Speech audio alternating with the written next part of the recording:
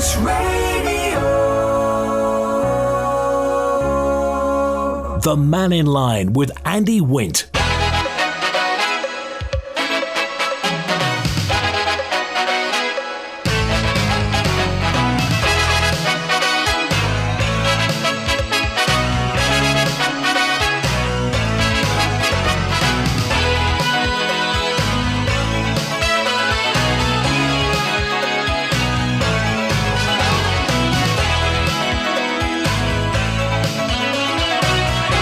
Pastor Mike, good afternoon. Welcome to Mannin Line on Manx Radio. Your chance to have your say, because we're an open line today.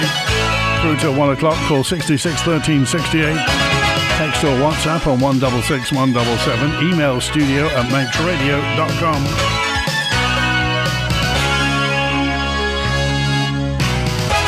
Well, you heard the story in the midday news. The post office, the Kirk Onchan Post Office,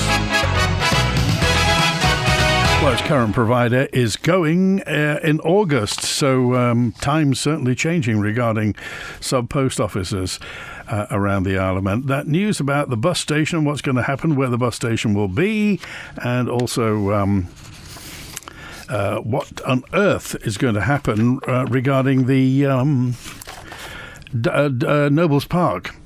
What should we do? The local authority is looking to future-proof Nobles Park, and they want you to tell them what to do with it. It's hoped a draft master plan will guide decision-making for Nobles Park. What do we do? I want a message in from Simon, this was, and just said, the Ben My Chree is off for refurbishment. Yes, I believe she's in Camel Lead in Birkenhead. Being done up, as it were. I've heard the skeet. Is this true that she'll have no cabins when she comes back? There'll be no passenger cabins because they'll be using all the cabins for the crew to live on board. Is this true? Don't know, but we'll certainly try and find out. Obviously, if the Ben My Chree didn't have any passenger cabins, that would affect the, well, what do they call it nowadays? The passenger offering, wouldn't it? But we'll try and find out, Simon, for you, and thanks for that message, the question. Let's get to the lines now. David's first with us today. Hello, David. Hi, Andy. I just want to thank Mr. Patel and the family for running the post office in Onchan. And it's a cheap shot, as far as I'm concerned, from the post office to say, you know, they're going to look for another person to take on. I'm led to believe, and that's only led to believe there, that he was offered 50p a parcel. How can you run a business and pay wages and national insurance and stamps and, you know, the cost of running a building there, heat and light and whatever, you know? It's really terrible what the post office have done. And our government, the My Card was bad enough. They killed that. You killed that down. And then they also done the same thing with the road tax fund licenses. And everybody's backed up now at the vehicle testing centre. And what I hear from people is that attitude of the staff, maybe they're under pressure or under training, is that do it online. And that's the answer you get all the time from now. The civil servants have been trained. Why do you want to do it in paper form? Do it online. Well, not everybody can do it online, Andy, can they? Well, not only that, surely it's not their job to quiz how people live their lives. If people want to turn up with a piece of paper, it's perfectly acceptable. I mean, I can understand their point of view in that they've maybe had all this dumped on them and they're having to deal with lots of people coming in. But, of course, as usual, the consumer, the general public, is in the middle of this. But the way I look at it, Andy, is from a political point of view and a balancing point of view is how many staff are they now increased now to do these operations instead of running a post office, which is normally a family business or individuals all combined with some of their supermarkets, the smaller ones anyway there. I just wonder what's happening with the one in Kirkmichael and the one at Bride. Do you remember the guy that came on at Bride said he now has to travel to either Ramsey or Douglas to get his pension? You know, in this day and age, okay, banks are going to be closing now, aren't they, all the time? And it's difficult to get a bank or, you know, get money out of get money out of a bank, but you know what I mean. Difficult to get your own money in a bank. Everybody wants to tap on their phones, but there's a whole generation now. I would say there's about 60% of the generation don't do IT, and maybe never will do IT until the next generation comes along.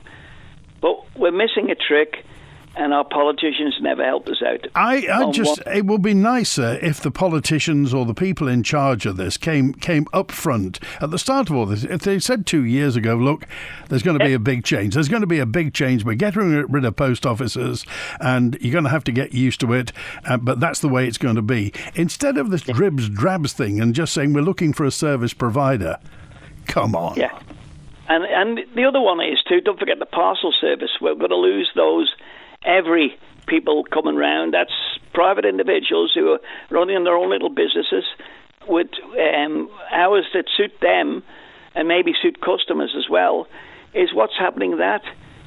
I would love somebody to go to Timble Hill next Monday and put a petition there and saying this government is operating an anti-competitive practice where it's using its own resources, which has loads of, and it's our money at the end of the day, to circumvent private businesses. But also, what's happening to the post? What's happening to the Isle of Man post, i.e. the stuff that people send?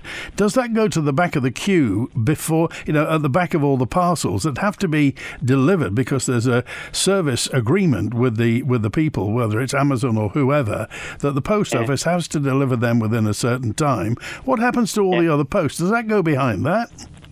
Yeah, well, that's the issue, but and I still want, if you can, my little plea to you is, Andy, mate, because everybody says I'm your mate, is that we get the guy on from Manx Utilities and talk about the wind turbines down south, because at the end of the day, we've got to do something, haven't we? And next Tynwald, there's going to be the document that's coming out for DEFA, regarding helping people who can afford electricity and can afford heating and whatever. What's going to be the future? Is it in this document? I haven't got a copy of it yet. I've asked for a copy, or let's see if we can get the electronic copy, and maybe you could get the Manx Utility chairman up, Mr. Wallingberg, and say to him, what is he going to do for us if he wants to get back in? Okay. All right. I appreciate that. Thanks for calling today, David. And you can text, email, call and WhatsApp if you want to have your point of view. It's just going back to the fact that times are changing. And it would be nice if the government departments, senior civil servants for that matter, decision makers, the people who get paid commensurately to do these things for us, if they actually said at the start, this is going to happen, rather than, and the example I'll use is Douglas Promenade. Nobody said right at the start of Douglas Promenade, actually we don't quite know what's there, it's going to take a long time, it may go over budget, and by the way, it's a traffic calming measure, and we're going to put in 2 psychedelic roundabouts that aren't really roundabouts. Nobody said that. They just arrived. And suddenly all the parking disappears. How many parking spaces went from Douglas Promenade? Now it's a lottery, and obviously that's either shoving you into paid-for car parks, or the rumour is there may be another multi-storey car park built in Lower Douglas. So you just wonder why they don't do that at the beginning. Is it that they don't trust the public? Don't they like giving bad news? Again, this post office in Onchan is a centre for many places. And the fact that whenever government talks in its pink and fluffy mode about mental health and us getting together as a community and being cohesive, post offices were that. They were there before anybody thought of that term. Post offices were a place that people got together and did business. And you had a sub-postmaster or mistress putting together a business, working long hours, and serving people. Now it's going because there may be another, quote, service provider. What do you think about this? If you're in Onchan, what do you think about the post office going and Mr. Patel losing that business? Julian's on now. Hello, Julian. Hi, Andy. Welcome back. Thank you. Oh, yes. Not much solar or wind today, I would guess. It's pretty dull, and well, I think there'll be some solar. Oh, well, maybe a bit. Speaking of which, Manx Utilities has submitted its financial case for the Cair Vie onshore wind energy facility at Erie Stain in the south of the island. They've submitted this to Treasury. The document is titled Onshore Wind Consolidation of Project Costs. It's just popped up and is now viewable on the FOI website. You can see this FOI. The number is 549-2041. That's 549-2041. The financial assumptions for Cair Vie wind facility are interesting to say the least. For example, the cost of generating electricity of Pulrose is being assumed to be at the Ukraine war emergency crisis gas pricing. So they've inflated the price going forwards for the entire 25-year lifespan of Cair Vie to the crazy amounts that we were originally locked into during the Ukraine war. So that's kind of a strange assumption to make. Natural gas prices have fallen hugely since then and are predicted to fall even further. So next assumption is that the wind turbines will produce 2.5 times more electricity even than the Scottish wind turbines do. And this is across Cair Vie's lifetime, and it doesn't seem to want to talk about the loss of efficiency due to wear and tear. So only on the Isle of Man do wind turbines not degrade from wear and tear, especially when you consider that if they're saying it's going to run 2.5 times more often than anywhere else on the planet, they're going to wear faster, aren't they? You would have thought so, yeah. The report's assumptions also ignore the tens of millions of pounds that's extra that we're going to have to fork out for in capital costs that would be required for inertia measures, batteries, grid upgrades, and, of course, modifications to Pulrose gas plant. These expenses are missing from the report. And only on the Isle of Man does wind power not get curtailed, apparently, or switched off when it can't be accommodated on the electrical network. But Pulrose needs to run at a minimum amount of about 25 megawatts. So what you're going to find is we're going to have to stop the wind turbines, which will be about 30% or more of the year that will have to be discarded by turning them off. And if you look at that, that translates into a 42% extra cost to the taxpayer on your kilowatt hour bill, on your electricity bill. Yet the report claims that constraint measures would be zero. And also only on the Isle of Man does the loan disappear when wind turbines appear. And I'm talking about the £185 million bond for Pulrose Power Station. So I don't think this report is particularly realistic, transparent, and I think we actually need to have a proper report looking at all these problems before another penny of our public money is spent on this project, because this report is full of holes like Swiss cheese as far as I can see. Is there a timetable on it, Julian? Well, it's a bit like more Mannin, actually. It seems to be kind of, this was submitted to Treasury. I don't know for sure, but I think possibly this is going to be used for the justification for planning, which is kind of interesting when Ørsted says ignore the financial benefits for more Mannin. So I guess it's one rule for one and no rules for another. But even by their own statements, if this thing's going to be running 2.5 times more than anything in Scotland or Ireland or anywhere else, it's going to wear out quicker. So where they get their 25-year lifespan assumption from, I really don't know. And then you've got all those extra costs of the chunkiness of the electricity that's going to be put out by these things. Is there any word in there about the connection, about getting it into the grid? Does it say what's going to happen and how much that's going to cost? There's no detail on that, although, of course, you do have to think, it's going to have to be brought 13 miles from Erie Stain across to the distribution point at Pulrose. And how much was the very simple, already purchased tram tracks to do the mile from the War Memorial to the Sea Terminal, Andy? Was it $3 million a mile? Well, it depends which day it is. Is it $2 million a mile or is it $3 million a mile? So it's somewhere north of 26 million just to put some tracks down. So their assumption is it's a £41 million headline cost for these wind turbines, not forgetting the roads are going to be crunching under 60-ton blades on very, very slow, massive low loaders that are going to have to drag it across to probably Quarterbridge and then south and then, over the Balaklawi Bridge and up through to the Scard. So it doesn't look very realistic when you start thinking about this. If you start thinking about all the issues with intermittency of wind, and you look at all the costs of everything that's going to have to be thrown into this, and the assumptions that they're using a generation cost that is associated with the worst of the Ukraine crisis for the next 25 years. And the point I made earlier about people in an authority, coming clean right at the beginning, saying this is what we think it's going to cost, but also there is the connection fee, there's the building the infrastructure to get there, that. It'd be nice if we knew straight up front, and they said, honestly to people, this is what it's going to cost. It's going to be 6 months of complete interruption getting the blades up there.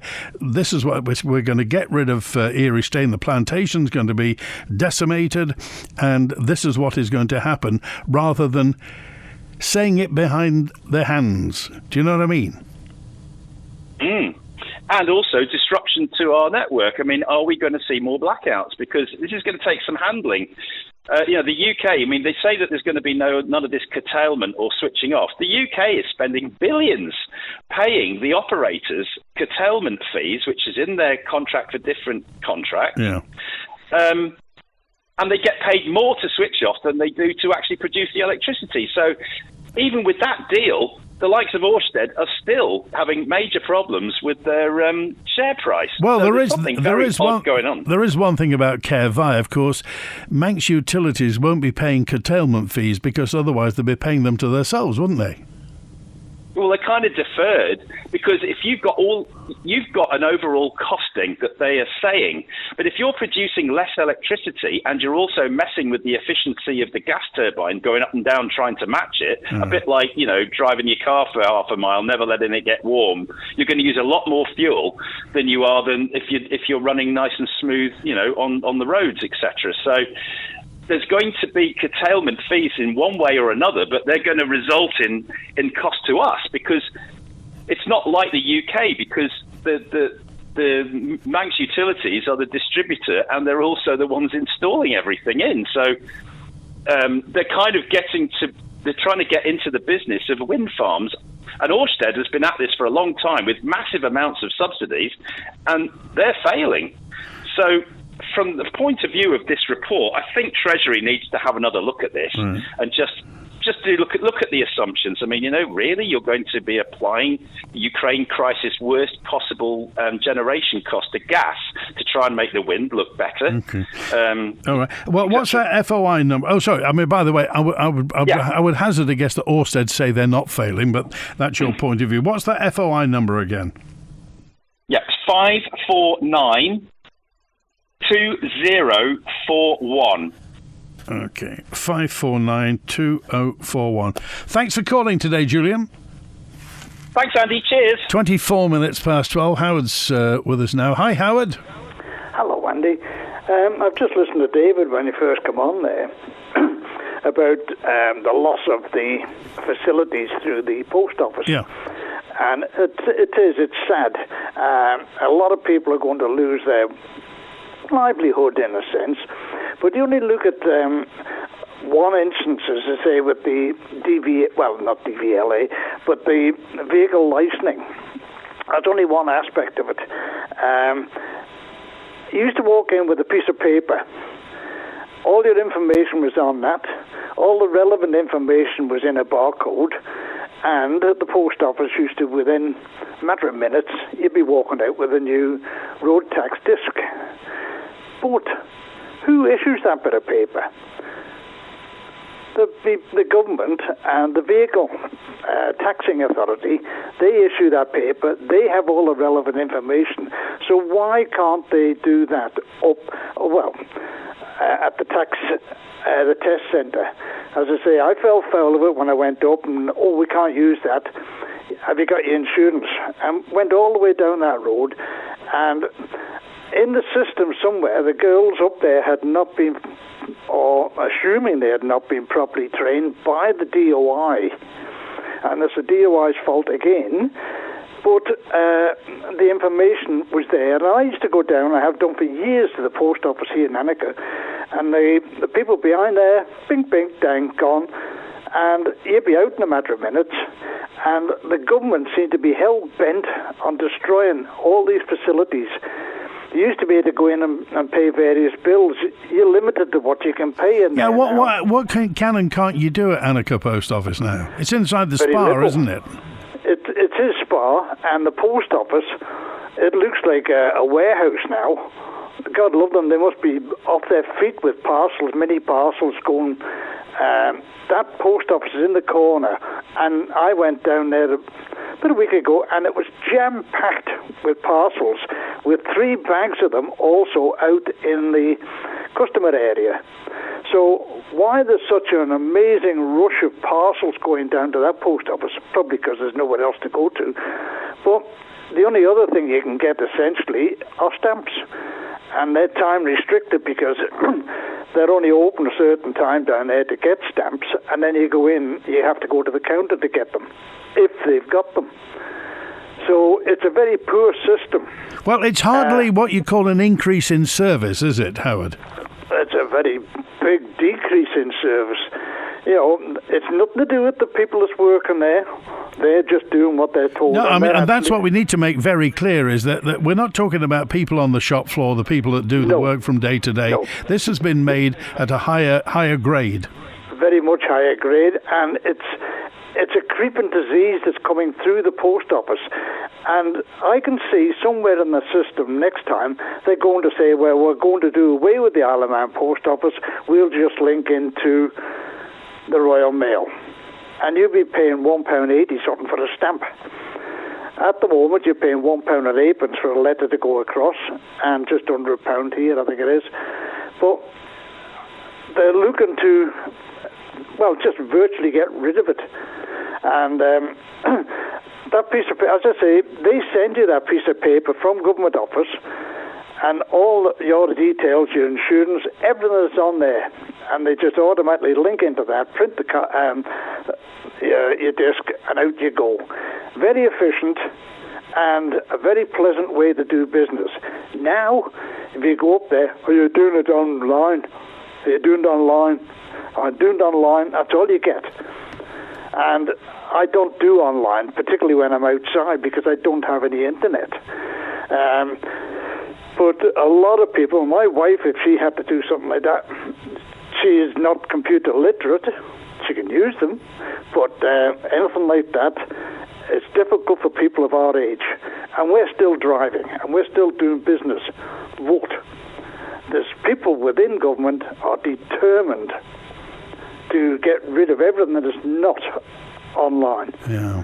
Also, not just looking for the talker now, again, the DOI. I don't know what those letters stand for. Talking about a new bus terminus. Yeah. And Victoria Street. Now, they went through this several years ago, and they found it was unworkable. They were talking about being up by Starbucks and all that. But they're talking about the bottleneck, and how many car parking spaces are going to be lost down there if they do some work down in the bottleneck, plus the fact that you won't be able to have it was bushes and all sorts of PT week. But who's going to walk down to the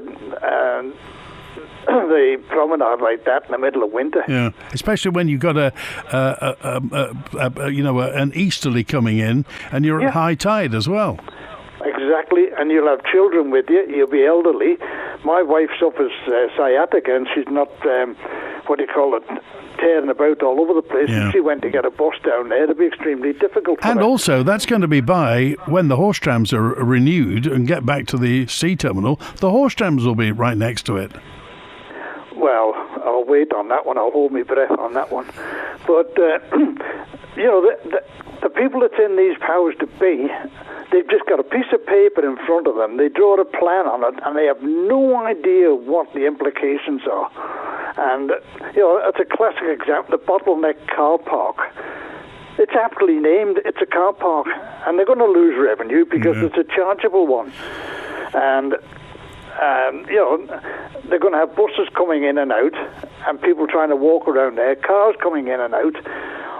It's going to be a dangerous situation. Well, the rumour is, the skeet, Howard, is that there's going to be a big car park built around Circus Beach. There's going to be a multi-storey car park around there. That's the rumour at the moment. So if they do as they got rid of all the car parking spaces on the prom, shoving people towards where they're paying for car park. And that was one little thing about the Isle of Man that's just fallen off, that's crumbled off, was free car parking for Douglas. It was very easy to park around Douglas and go and do some shopping, and now you're either squeezed into 3 dozen places or you have to pay. Exactly. So that was my rant. Okay. I'll have to go because I've got to go and pick the young grandson up. All right. Appreciate it. All right. I'll see if I can find a car park. Thanks for calling today, Howard. Good to be with you. Big Red Storage in Tremode and Ronaldsway offers secure self-storage units in various sizes with ground floor options and 24/7 access. Check offers and prices using our online space calculator at bigred.im or call 640040. Jeffrey, how do you like this composite door from Spectrum Windows? Oh, good choice, missus. Stylish and hard-wearing. It'll transform the house. Trouble is choosing the colour. There's so much choice. How about red? It goes with your eyes. Anyone would see red living with you, Jeffrey. For a huge range of solid composite doors in a great range of colours, including red, visit Spectrum Windows, the showroom, Derby Road, Ramsey, or call 817777. SMS Trading. New and second-hand furniture from flat pack to fully built. See our range at 3 St Paul Square, Ramsey. All-island delivery and man in a van service available. Call SMS Trading on 315151 or find SMS Trading on Facebook. Visit Ramsey Art Gallery for a fabulous range of top brand watches and stunning gold and silver jewellery, gifts for all occasions, and of course our gallery of prints and original artworks. Find all this and more at Ramsey Art Gallery, Jewellers and Engravers, opposite the RNLI shop. Need help with your business finances? Nicola Bowker & Co. has helped hundreds of businesses achieve a firm financial footing. Here to guide you to financial success. Contact Nicola Bowker, accountants and tax advisors to businesses on the Isle of Man. The Isle of Man Symphony Orchestra's exciting summer concert will feature the William Tell Overture, Elgar's Enigma Variations, music by Bizet, and Grieg's ever-popular piano concerto with soloist Dominica Mack. An evening of brilliant music in the Villa Marina Royal Hall on Sunday the 5th of July at 7:30. Tickets on sale now.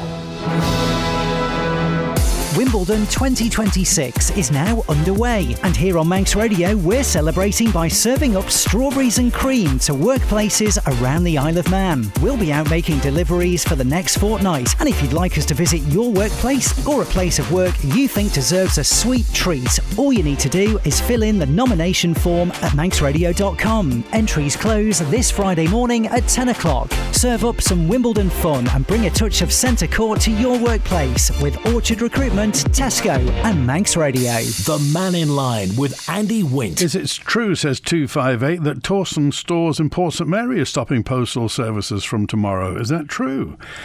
I'm not allowed to talk freely about Isle of Man Post, but apparently it is true that Amazon parcels are being prioritised over everything else, i.e. get Amazon out first and then the rest comes after Amazon. Is this true? Well, we'll try and put that question to the post office.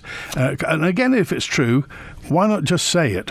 Why not just say the post office is an agent for Amazon and they're paying us so much, that comes first. Or it, secures our financial model, our business model. That's great. But if they tell us otherwise, is that true or is it not? And it's kind of ironic. We're coming up to the 53rd anniversary. On the 5th of July 1973, the Alaman Post Office Authority was formed and took over the postal assets and functions of the British Post Office. It's 53 odd years. The Channel Islands had their own post office before we did, but there were negotiations in 1972, and it was then reconstituted as a statutory board and renamed the Alaman Post Office under the Post Office Act 1993. But it's 53 years this coming Sunday that we took over our own post office, and it will be nice to know how much is going to be left in the future. I did my road licence at the Vehicle Test Centre on the 17th of June. I'm still waiting for the new discs 13 days later. How can it take that long to post from Douglas to Ballasella?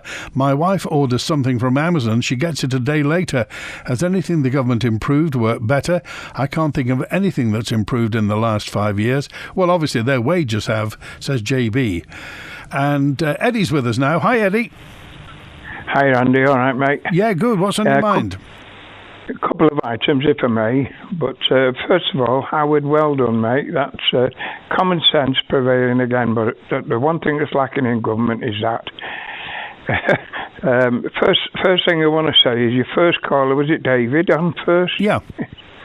Yeah, I think he was pointing out that we're being pushed all the time into use a computer, which doesn't suit everybody, like you said. And also being pushed in to make card payments for everything, aren't we? You know, it's just the way that it's all going. They're forcing us to have it. We're not getting much of a choice. But just to make that, point out how stupid it is in a sense, I went into Castertown at weekend, and nearly every place I went into, the co-op, pubs, so on, a little sticker on the till, cash only. So when I went round the corner to the cash machine at the Civic Centre, out of order again. So I ended up having to borrow some money off one of my friends. Why was it cash only in the stores? They said something about the computers were down or something like that. I don't know. It wouldn't take card payments. But it was everywhere you went. I believe it was down in Port St Mary and Port Erin as well. So I have no idea, but that's, you know, you can sort of check it out if you want, but it's... but the thing is, if when that happens, we're stymied. We're backed into a corner. We can't do anything. Well, that's why, like so many people have said, why is it we can't have a bit of common sense and have both, cater for both? Instead of that, we're being forced into doing one way, and it's not working. Obvious, so stop it. Let's hope the next government do something about it. My second point is I've asked a few of the people who are standing for election what their thoughts are about the wind turbines, and they tell me that they're not allowed to put it into the manifesto. So I then say to them, you know, well, are you for it or against? And they'll give me a yes or a no, won't they? But I'm thinking to myself, when these people who are going to stand, when they put their manifestos out, won't the same rules where the government are banning them to comment about wind turbines, won't that apply to everything? Otherwise, they won't be able to vote on them things neither. I think it may be something to do with the planning process that's going on with Ørsted, and the fact that, and they're not banned from doing it. It's just that it will then preclude them from any decision making in the future, because they've given an opinion, which means that when it gets to the further process, they're compromised because they've given an opinion. Well, when you get these manifestos, there's similar things in the manifestos which will eventually come up where they've got to vote on them. So they might actually be banned from that as well. You know, it just doesn't seem democratic that you can stop somebody from saying whether they're for a thing or against. I mean, if all of these people won't actually put it in writing or say to me verbally, you know, in a manifesto, something that I can get back to them in the future. I mean, you have Hansard where they all talk about things and it's all recorded. But a manifesto is our way of saying, you said this and I'll hold you to it. And at the moment, they're just stopping them from saying whether they're for it or against. That doesn't seem democratic in any way whatsoever, does it? And what do the candidates say when you talk to them? How many have you chatted to? Well, of all the ones I've chatted to, and I've just heard of another one, I've got to go and see him.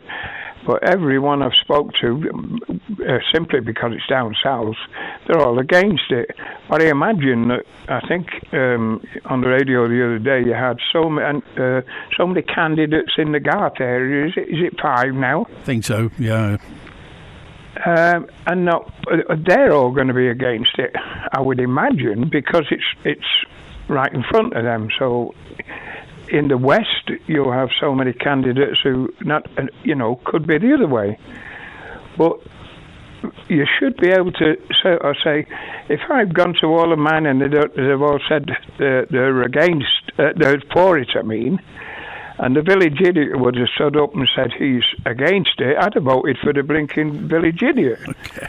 So for us people out here, we need to know what these people think about it. So I've actually got on tape from some of the ones I've asked, with my own little tape recorder in my pocket, them saying yes, they're against it. So I've got that, but that's going to be no good, is it? I can hold them to that, but not the government to that. Okay. Because once they get in government, they can do what they want then, because it's not in their manifesto. Okay. All right. So Eddie, they're actually hushing them, aren't they? All right. Good to hear from you. Thanks, Eddie. Thanks for being with us today. I want to go to Julie now. Hello, Julie. Hello. Hang on. I'll just take you off loudspeaker. Thank you. Turn the radio off. Turn the radio off. Jolly That's good. it. Yeah, I'm sat in the car. Okay. In a minute. Yeah, I just wanted to sort of mention a couple of points about the hospitals and the hospital systems in general. My daughter was unfortunately involved in a bit of an incident where she ended up with a glass being broken in her face. So we didn't think that it was an emergency, so we didn't go to A&E, but we did go to minor injuries in Ramsey, who looked at it and said, we think it's a little bit worse than you're looking at. I mean, basically, my kids used to have a limb hanging off, before I'd take them anywhere. But my point that I wanted to talk about today was we did then go up to A&E this morning, and we're likely to be sat there for the next 8 hours, to which I've then converted that into a doctor's appointment who can then put the X-ray system through. But the whole system is broken. The girls up there, the challenges, that they've got, whilst I was stood there waiting to see if that was a feasible option, because it wasn't an accident that's just happened, it wasn't an emergency, but it was something that needed to be actioned by a doctor, not by a nurse, which is why we were sent up there. Right. But whilst I was stood there, sort of waiting to see where we were going to go, there was somebody came in with a sore finger. There was 3 people came in with a headache and were asked by the receptionist, have you taken any paracetamol? There was somebody else who came in and said that they'd been scratched by a cat, and I had to, sort of look really hard to see where they'd actually been scratched. And so the point that I want to try and get over to people is probably, I would say, 60% of the people who were in there did not need to be in there. There were people coming in and saying, that they were poorly on Saturday. Well, it's Tuesday today, so it's not an accident or an emergency, and that we need to start looking at treating ourselves, and doing a little bit more for, that we can do. I mean, like I say, the only reason that we went up there was because somebody, said that the nurse in Ramsey said she thought there was still a bit of glass, sort of in her eye. Yeah. But to me, that still wasn't actually an emergency. That was something that, the ophthalmology department, can deal with, not that it had to go through A&E. So what's happened, Julie? What do you think's happened to her attitude to this? Well, to be fair, I think a lot of it is, if we go back to COVID, nobody was sick. It was really quiet at the hospital during COVID, because the only really sick people were there, and it's almost like people are trying to catch up oh, well, I haven't been to the hospital for 3 years, think I need to go. And we don't need to go for a lot of these things. I was bitten last week by a horsefly on my calf. And I don't normally get bitten because I've got poison in my blood, but this particular time I did, and my leg swelled up and my foot to the point where I couldn't actually get my shoe on. This was last week. And everyone's going, oh, you need to go to A&E, you need to go to A&E. No, I don't, no. So I went to the chemist and asked the chemist if there was something that, she could recommend that I put on it. She gave me some hydrocortisone cream. Now, because it wasn't on a prescription, I had to pay £3.25 for it. And I don't know whether that's the link that people, it's like, I've paid into my taxes, I'm not going to go and pay, because I know there was a big, big kick-off when they took paracetamol off people's prescriptions, that you can go to Tesco and buy for 16p. Yeah. But it was like a right, that I demand, that you put that back onto my prescription because I've always had that on there. I am on a lifelong medication. I work full-time, so I demand that I pay for that medication, which works out about 4p a day, because there will come a point where I'm on a pension. Well, there probably won't, because there won't be any. And, I maybe need to have that extra, sort of coming in. But it's not... We need to stop the expectation levels of, we're going somewhere else and they're going to fix it. Right. Oh, it's entitlement, you think? It is, absolutely, and it shouldn't be. We need to go back to, almost sort of pre-war and, look at what we can fix first and what we can do to be part of society rather than demanding what the government and society can do for us. Right. How's your daughter anyway?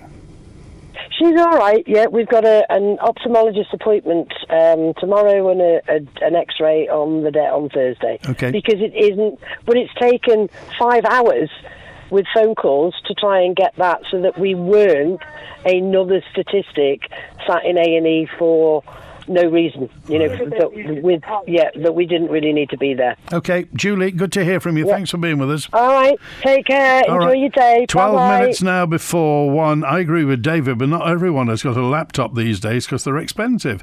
I got a letter to ask to do my road tax online, but I don't have a computer, just an old phone, says Anna. When the Mannin Line's not on air, call Manx Radio to leave your opinion for broadcast on 682 631. There's monkeys and meerkats, penguins galore. You can meet with a panda, owls, lemurs and more. The Currachs Wildlife Park is open 7 days a week. So book your tickets and experiences online now at currachswildlifepark.im. This old house needed new windows. This old house needed a new door. And with DPM Conservatories, we got all that and more. Now our bills are lower and the house is warmer too. We're cleaner and we're greener since we swapped our old for new. Stunning A+ rated replacement windows and doors, expertly fitted by DPM Conservatories. Phone 612 333 or find them on Facebook and swap your old for new. Sometimes you need to roll out an extra bed. Millichaps have a wide range of affordable and superior single and double fold-up beds to suit all budgets, including luxury pocket-sprung options and a fabulous choice of sofa beds in a variety of styles and sizes. Perfect for home offices and spare rooms, and all in stock for speedy delivery when guests are expected. And don't forget the pillows and bedding, with plenty of choice available at Millichaps. For fold-up beds and more, visit Millichaps today. You get more than you think, but all that you need when you shop local with EVF. Because your local EVF filling station isn't just a place for fuel, it's where you can get delicious food to go. Chilled drinks, wines and beers, barbecue and summer essentials, from ice creams to surfboards, plus a great range of local products. Ellen Van In Fuels. Fill up, fuel up, and get all you need to go. Open till late. Shop local with EVF. This is your official invitation to take a stroll around Ramsey Garden Centre and take in the extensive ranges available for your home, no matter the size. Grow smarter, greener, season after season with Ramsey Garden Centre. Join Kiri Kermode and myself, Simon Clark, on tonight's Countryside programme at 6:30. This week we speak to the Manx National Farmers Union President, Murray Kringle, to see what challenges are around the agricultural industry and how he's finding his new role as the President. I went along to Mary Veg in Santon to the Clay Target Shooting Club to witness some of the shooters there, some for the first time as well, all raising money for hospice. And also I went along to Silverdale Lake to speak to some of the people involved in the Manx Model Boat Club event. That's all in Countryside tonight here on Manx Radio at 6:30. And don't forget you can download and subscribe to the podcast for free at manxradio.com. The Mannin Line with Andy Wint. 9 minutes before 1 for the last day of June 2026. Here's Juan with us now. Hi, Juan. Last day of June, Andy, eh? Well, summer's nearly over. Can you imagine? It's all downhill to Christmas after tonight. You're such an optimist. Just listen to a couple of things there on the all the sum up machines and everyone were down for a period on Sunday, and the co-op. I had to laugh actually. Like Eddie was saying, they went into the co-op and they've been going on about using card and using everything digitally, and then you go in there and it's cash only, which is quite amusing. Were they accepting IOUs? Yeah, well, I tried that. I'd written a couple out, but they weren't having it, Andy. I put your name on one of them, and they certainly weren't having that. Well, I no wonder. It's strange, and that goes back to what I said before. I've said it a couple of times now about keeping a Manx pound, keeping like a Bristol pound I talked about. We don't want to let some of these things go, and we can do that over here if we wanted to. It's just if there's a will, and I think a lot of this now, it's like the post office. We're talking about Hassan losing the post office at Onchan, and this is programming the next generation. They don't really care about the older generation, and that's quite clear. They're not going to be here for that long. Let's let them crack on. It's programming. It's a long game, isn't it? It's programming people into what they want next. And, anyone who thought Every was talking about losing their jobs the other week, but who poached whose business? Because the Royal Mail and Alman Post Office were there long before Every and Amazon started, and their business has been poached by others. So, they're just trying to get their business back a little bit. It's an awkward one, isn't it? Because, the powers that be are wanting to change everything, and, everyone's getting stuck in the middle with it all. Nobles Park, the Jewel of Douglas, very underused Jewel beside TT Week, I think. You've got bowling and a little bit of tennis, but I find that whole area is so underused. And they could do a lot more, like the Muirigh Park. Sometimes people don't want to go out of their way to do pop-up events in these places, and I think that these parks should be utilised a lot more for fairs and pop-up events and car boot sales, antique crafts. There's a lot that could be used for without going into massive costs to the ratepayer. To do these things up. They seem to go ahead with these schemes that's going to cost fortunes for the ratepayer, where all it needs is a little bit of outside-the-box thinking. It was the same with the play area on Douglas Promenade. They wanted to spend a fortune on that. Well, it's not really the right place. You've got Nobles Park there, right in the centre of town. Utilise that and do it. What sort of things do you think could happen at Nobles Park? Well, there's numerous things. Pop-up events is the best thing, I think, Andy. They could do all sorts of pop-up events there and like mini concerts and, let people put some tents up and let people actually do stuff without, curtailing them and putting stuff in their way, make good things and massive insurances and all sorts of things that people have to jump through hoops to put events on. I think that's important. Probably Jed will talk about that on Thursday when he's on.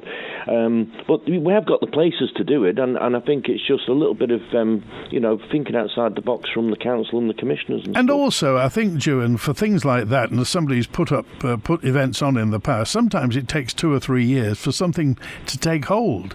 Maybe the first year's not so good, the second year gets better, and by the third year, you're absolutely motoring. So these things do take time. People have to be able to experiment. Prime example with the Full Moon Festival, and Scott's put so much work into that over 3 years, and now he's going to have to relocate. And, it's just finding its feet. Like you say, big events like that take a lot of organising and fair play. It's a lot of effort into it. And now you've got to find a new place to put that on. But you've got the Villa Marina. You've got a place there. If they just, were sensible about, all the rigmarole and everything else that goes with things these days, I think, they could do things quite easily there, but knowing the council, they'll want to spend all our money on doing it. But the thing is, there are lots of entrepreneurs on the Isle of Man. There are people who have ideas, whether they're for live events, as you say, concerts. There's a thriving music scene on the Isle of Man. So, if the council did think outside the box, and there's something I'll put to Devon Watson when he's on, what does the council want to see in Nobles Park? And it's the old thing, if somebody comes in and does something and it's successful, will the council want to take it over? And the other problem is, like I said, it's the bureaucracy. And it's the same within government, it's the same with everything. People's hands are tied with bureaucracy of you've got to tick boxes these days to put things on. And a lot of people say, you know what, it's too much hassle. And you have got clever people over here, you've got smart people who are prepared to venture and do this stuff. But there's so much bureaucracy, it stops people doing it. Why should they put their head in the noose? When there's so many bits and bats to go through. Just let people have a little bit more free rein, and I think, these places could be full, and doing stuff. Appreciate it. Thanks. Cheers, Andy. See you now. Good to talk to you. Thank you, Juan. This coming Thursday, Jed Power is on. Jed is a long-time advocate for the hospitality profession. He himself is a hospitality professional, and he'll be talking about what exactly we need to do to make our offering better, more attractive and enticing to people. That's this coming Thursday. Devon Watson was due to be on this week, but he had some council business he couldn't put off, so Devon's on Wednesday the 8th. So that's a week tomorrow. Devon will be on. Next Monday the 6th, it's Tynwald Day. I'll be live from the Lichgate in the morning. Maybe I'll see you there. So Jed Power tomorrow, Tynwald Day on Monday, and Devon Watson next Wednesday. The authorities should do something about tree limbs growing out of the road at Governor's Bridge. There's this correspondent. And the Lord Street site should be the bus station, not for building a hideous tower block. It's an embarrassment the capital has no dedicated bus station with no facilities for passengers. The bottleneck car park is too exposed in bad weather, says 068. Thanks to Howie on the phones today. We'll catch you tomorrow. WINT